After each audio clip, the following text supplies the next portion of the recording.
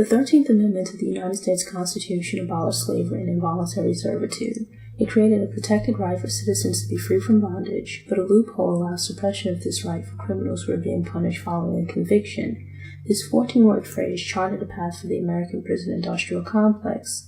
13th, a documentary by filmmaker Ava DuVernay, explores the history of institutional racism through the lens of the 13th Amendment. The amendment reads, "Neither slavery nor involuntary servitude except as punishment for crime, whereof the party shall have been duly convicted, shall exist within the United States or any place subject to their jurisdiction." Other outlets have already covered much of this information, but 13th does a great job of tying it all together.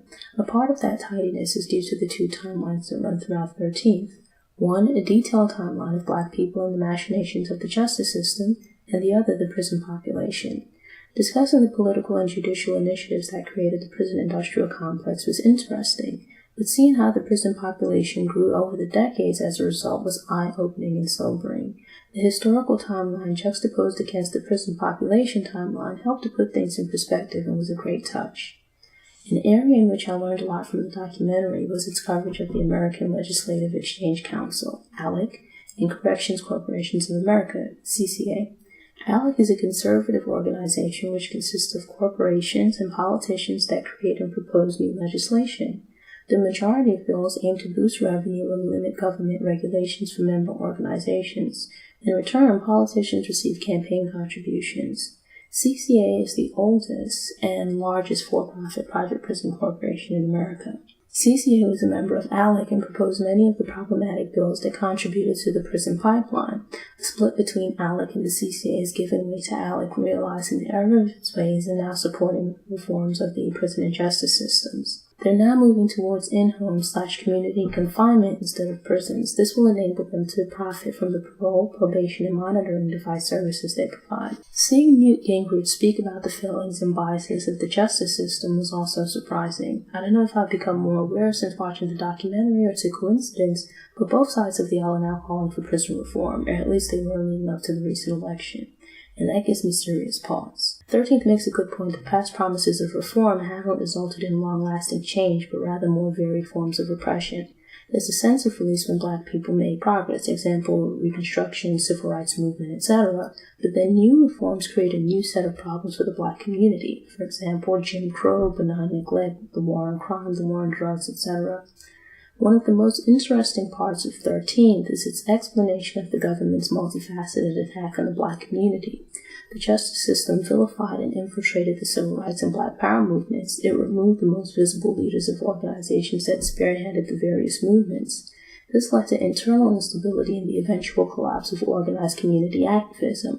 Black communities became vulnerable to the oncoming armada of drugs and mass incarceration. Politicians used the civil rights movement and other acts of resistance as scapegoats for America's problems. Poverty, drug addiction, the Vietnam War, etc. were pressing issues. But having no real solutions, politicians diverted the public's attention by appealing to their fears. Over the years, politicians have become more media savvy. They can no longer use blatant racism to appeal to poor Southern white people. Instead, they relied on veiled language and economic policies to siphon economic and social resources from Black communities. Sound familiar? Penal systems exist to prosecute and punish criminals, which is reasonable and necessary. Yet this isn't the case in a capitalist society founded on the enslavement and subjugation of the people. There's great potential for immorality and corruption due to the possibility of immense financial gain. When society allowed prisons to become a business, it opened the floodgates for unscrupulous people to take advantage. Prisons are no longer places for punishment and rehabilitation. They might have never been. Instead, they're sources of lucrative contracts and dependable revenue streams. There's a conflict of interest when an organization both manages and profits from incarceration. It creates a greater incentive to incarcerate people on a massive scale than to deter crime. 13th is a masterful exploration of America's history of consuming Black bodies for economic gain. It identifies the people, policies, and organizations that have shaped institutional racism, and it's adept at connecting how institutional racism has led to mass incarceration. I recommend 13th if you're interested in economics, social justice, prison reform, or the history of institutional racism. One flaw in the documentary is that it focuses on the impact of incarceration on Black men with little mention of Black women or children. The raw incarceration numbers for the two genders differ, but the overrepresentation of Black women in state and federal prisons is worth exploring.